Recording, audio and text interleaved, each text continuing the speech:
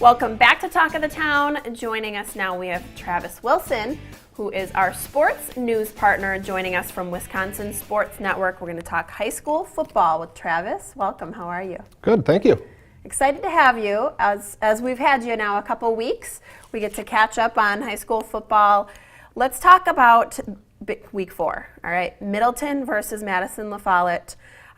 Middleton had a win, so great for them, but they have a big game coming up as well, don't they? Yeah, it doesn't get any easier this week. Last week they had a nice win over Madison La Follette. Their defense came up big in that game, and they're going to be tested once again in week 5 in a game at Sun Prairie. Battle of the Cardinals, a game that is really always one of the best games on the Big 8 schedule.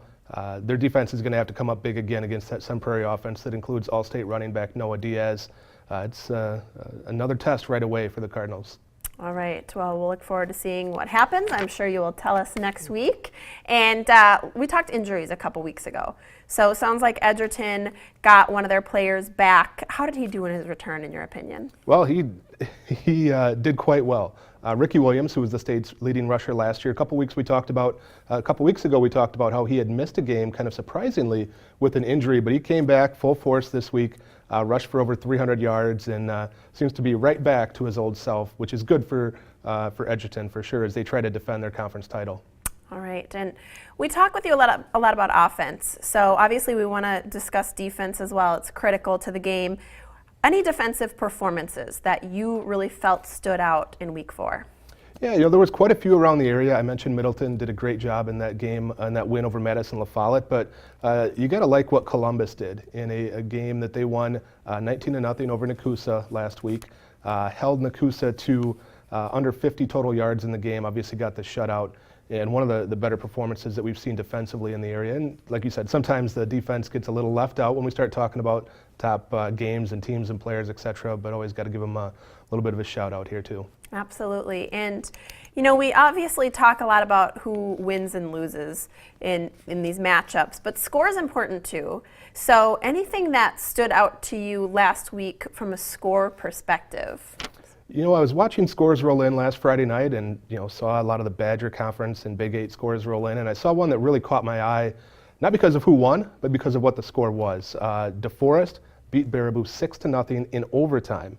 DeForest is a perennial power. Baraboo has struggled the last few years, and that meant that DeForest and Baraboo went to overtime tied 0-0 heading into overtime. So for DeForest to have to go to overtime and get just a 6-0 win over Baraboo was surprising. It kind of made me do a double take when I saw that score roll in, because sometimes, like you said, the score itself is as surprising as who wins and loses. Yeah, interesting stuff. So overtime did the trick. Let's talk Stoughton for a second.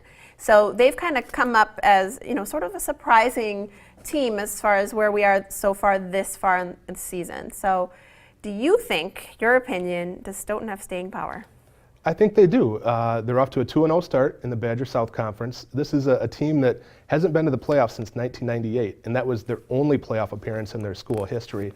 Been very close the last few years, right on the cusp, and just haven't been able to close the deal. They got a 2-0 start so far, including a very nice win last week over Fort Atkinson. Have a tough schedule left the rest of the way, but I think they've got a very good chance to end that lengthy playoff drought. Very interesting. Well, we'll have to keep a close eye on Stoughton, and we'll keep getting your professional opinion as the season unravels here. Now, we're just a few weeks in, so we've got several games under our belt, but we've got a lot to go. What do you think as far as playoffs are concerned? Is it too early to start thinking about playoffs? Well, that's the thing about high school football in Wisconsin. It's really never too early to start talking about playoffs. For one, football is different than other sports in that not all teams make the playoffs. You have to earn your way in. There's only 224 of around 407 teams that actually get into the postseason, and that's based on your conference record, how you finish in your conference. And so these conference games that we're talking about early in the year really are magnified, really take on increased importance. And actually, we already have some teams that are playoff eligible, not necessarily here in the Madison or South Central area, but in the northeast part of the state. After week 5, we'll have a whole bunch of teams that are playoff eligible. Janesville, Craig, and Middleton out of the Big 8 can clinch playoff spots. Stoughton, who we talked about, can become playoff eligible. Milton in the Badger South. So the playoff picture is shaping up, even though we're just starting to turn past the halfway point of the high school football season.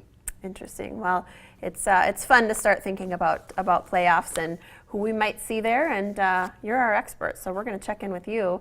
And how can folks find out more? You're with Wisconsin Sports Network, Yep. so website, best place to go? Yeah, absolutely. Should be a daily destination, really, if you're a high school sports fan. Withsports.net is the website. We have all kinds of basic information, scores, schedules, stats, all that good stuff, but also all kinds of news and insight from myself and our team of writers to get you up to speed on what's going on in high school sports. Again, make it a daily destination. You can follow me on Twitter as well if you'd like, @TravisWSN. Provide all kinds of good information there as well. All right, so if you want to be an expert like Travis, check out the website or follow him on Twitter. It was a pleasure having you. Travis Wilson, Wisconsin Sports Network, our sports news partner. You know we'll have you back. Sounds good. Thank you so much, and thank you for watching. That's it for us for Talk of the Town. Please join us next time.